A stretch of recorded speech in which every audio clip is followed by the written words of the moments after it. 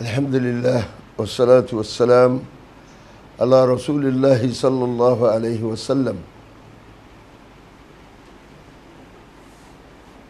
Mun doci wannan dama mai kyau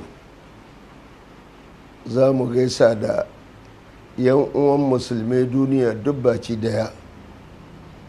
Mun gode Allah ya maimaita muna, ya sa muna albarka, ya nuna muna na badi.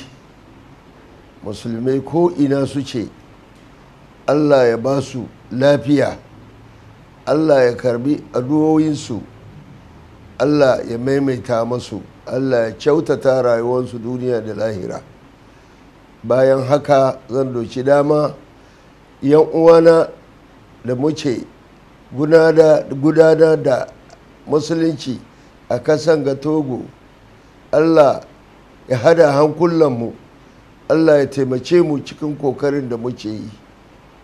Yan uwa Ahlussunnah wal jama'a da suke Nigeria, Niger, Ghana da Benin da sauran kasashen West Africa, Allah shi hada hankulanmu, Allah sa mun daukaka wannan sunna gidan kowane kofa, in yaso jama'a su fahimci sunna manzo Allah sallallahu alaihi wasallam.